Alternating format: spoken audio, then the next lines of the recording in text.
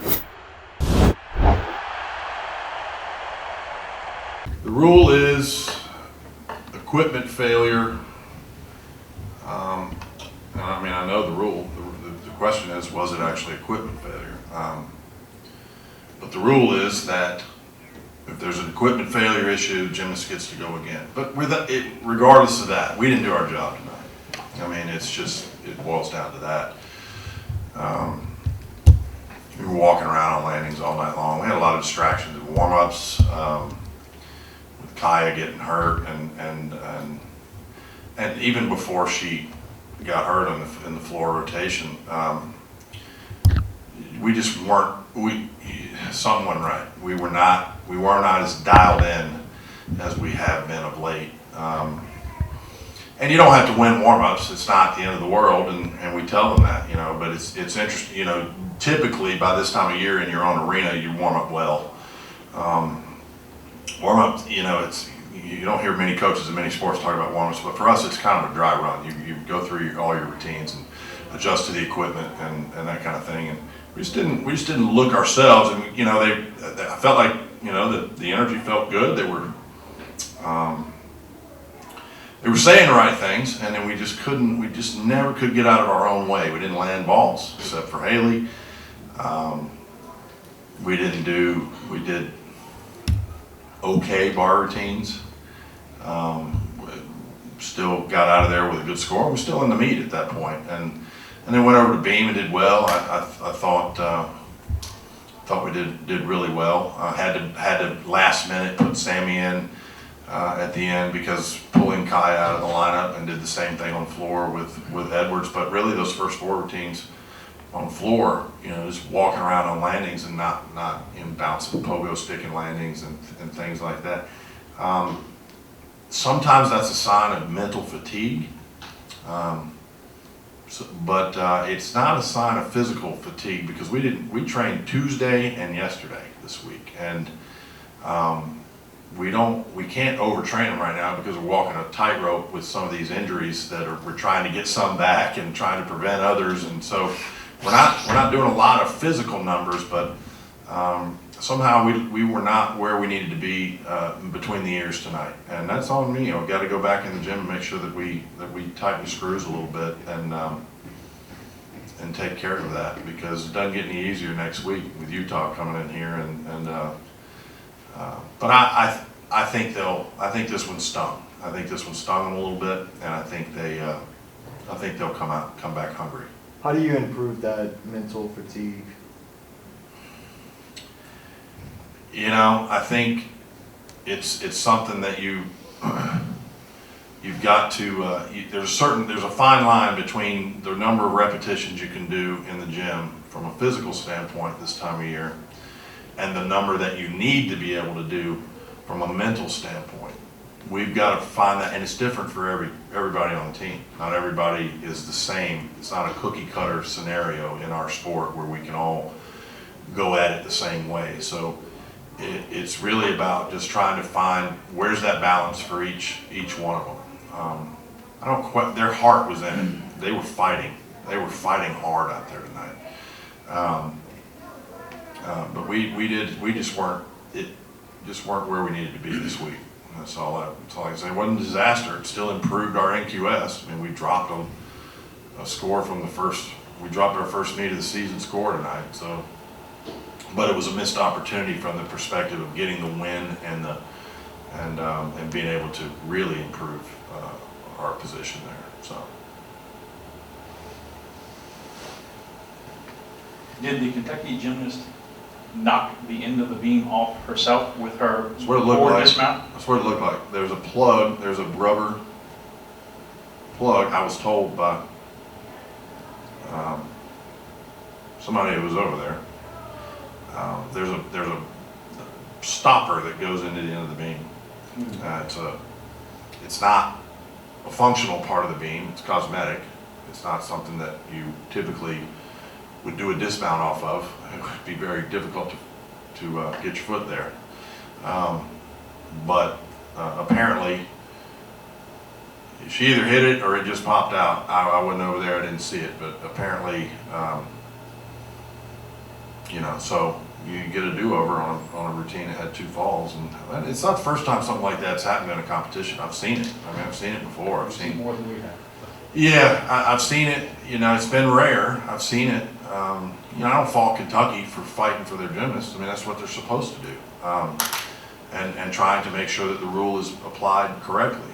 Whether it was applied correctly that's up to the meet referee and the 2 officials that are over there. That's not my call. I've seen it happen. I've seen it happen with flashes going off, you know, from photography and in the stands, and you see those things happen rarely, but it did in this case. But here's the thing: I keep coming back to that. For me, that's not the story. The story is that even with that, if we had done what we're supposed to do, if we had done close to normal for ourselves in terms of landings here and there, we wouldn't be talking about that.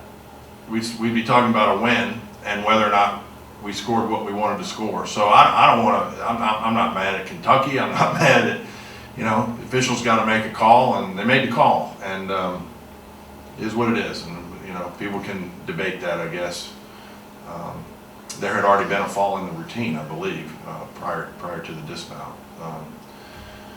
So you know, they caught a break. You know, sometimes that happens.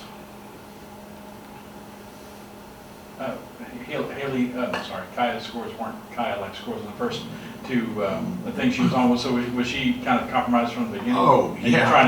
You were trying to go. Just explain, if you could, what was the problem? When we went into the locker room after warm-ups, Jenny, our trainer, was like, "I don't think she can go." She went into the locker room. They got it rubbed. It's something on the other calf. It's not the Achilles that we're always worried about. It's not on that side. It's on the other side. And then she came out saying, I think I can touch, vault, and go. We really didn't have, Lexi Jeffrey would have been our alternate on that event, but she's really only been vaulting a couple of weeks, and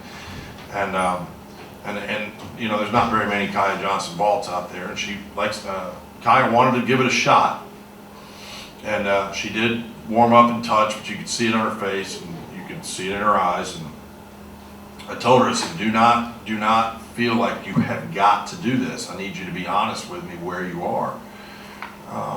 And she talked with Jenny, and Jenny felt like it was safe for her to go. And so she went, but it was not, clearly she was bothered by it and distracted by it. And then same thing, it was touch and go. I warmed up, I don't know if people were watching, I had Leah Finnegan touch bars in case she had to go in that spot. And I had her touch before Kaya did in the 4-minute touch. And then Kaya did her touch turn and looked at me and said, I can do it. And I said, okay, we went. And you know, you don't want to be moving lineups around in that situation unless you absolutely have to. You really would rather be moving lineups. If you have to make a change, it should happen in the 15-minute touch. If there's something going on and your alternate does well and somebody else is having trouble. Kaya didn't have any trouble in warm-ups until we got to floor on the last one, and I looked up. It was similar to the Haley situation in the first home meet. You know, when I looked up and she's over there talking to Jenny, and you didn't see anything that happened. It just got her on the right calf, and so she fought. She did everything she could do. I don't fault her. I don't fault anybody. You know, it's on me to make sure that they stay where they need to mentally, and I've got to make sure that we become a tougher team, because these things can happen, and they don't happen often, but when they do, you've got to be able to handle it, and you can't get timid, which is what I felt like we did on the floor. You know, you've kind of driven home the point that you guys just didn't get the job done, regardless of the decision there with the beam. But the girls were visibly frustrated, you know, coming down the tunnel. How do you kind of make sure that that doesn't get to them mentally and they, you know, can kind of move past this meet? Well, it's not something you go back in the gym and hammer on them and berate them or anything like that. They're disappointed. They're hurting. They didn't want it to happen. You know, they feel like I do. They'll do a good job covering it up when they talk to y'all, but they're upset. They know they're better than what we showed tonight. So it's not something I got to go in there and get on to them. It's just going to be about how do we structure practice so that we can try to recreate some environmental things in the gym that would mimic what happened in here tonight, and just let them kind of effectively get a redo when we get back in the gym, and kind of reestablish their confidence. It's, you know, confidence is a fragile thing sometimes, and they should be very confident, because they're, up until this point, their season has done exactly what you would want. It's been growth and step forward every single week, and in some ways even tonight was. In some ways, we saw Elena Arenas do a great beam set tonight. Score didn't reflect it, but I thought it was a very good beam set. And that hadn't been the case for her in the past. We saw her, you know, still hit on bars. You know, KJ Johnson, you know, has done it all year. You know, on floor. You can't ride the same kids and expect it to be there all the time. That's why it's 5 out of 6 on every event. You know, and so. We'll create some scenarios in the gym and just try to put them in some situational things that, you know, that we try to create a little bit of pressure and a little bit of angst, and it's just hard to do. You know, when you're in your familiar confines of your training gym, it's a little different than when you're getting leaned on by a very good team. And look, don't kid yourself. Kentucky is legit. They're a very strong team. They're a very strong team this year. No, he's right away.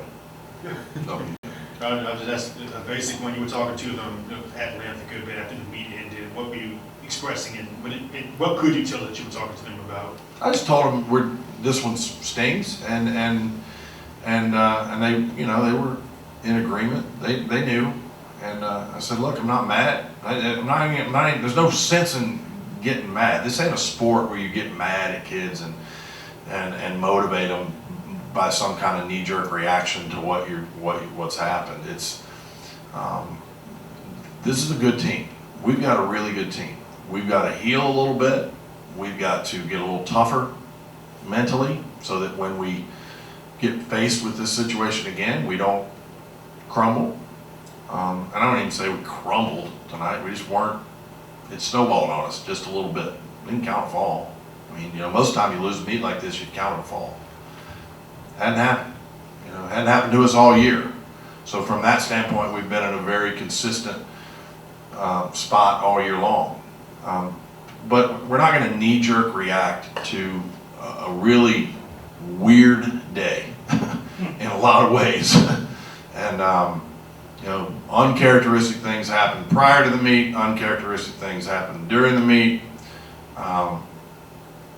Strange things happen for the other team that they caught a break. You know, it's just one of those things. You know, in this sport, I used to work for somebody that said to win a championship, sometimes the stars just have to line up. You know, and that's true.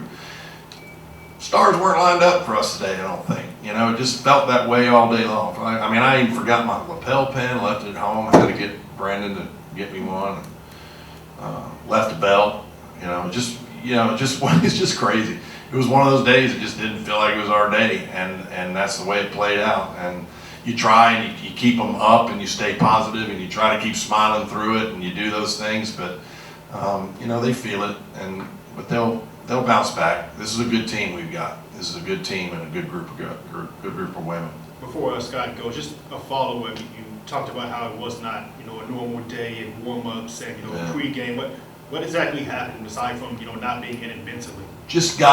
We started seeing mistakes in warm-ups that we don't see, and it was from various individuals. They seemed tight. They seemed, I don't know, they seemed a little anxious. I don't know if they would express that, but that's what it seemed like. And then we got pushed because we were making mistakes in warm-ups. We got pushed for time in the 15-minute, and then kids are getting anxious because they want to get a good turn in before to kind of settle themselves down, and they're watching the clock. And you know that's what happens when it's one person. You can usually work through that pretty quickly, and they can get another turn. When it's 2 or 3, and they're all desperate to get another turn, and the clock's ticking, things can get a little bit. There's a little pressure there, and you try to get them to stay calm. And I kept Alona after our 15-minute warm up when we went to beam, so that she'd have a few extra turns and get herself settled down.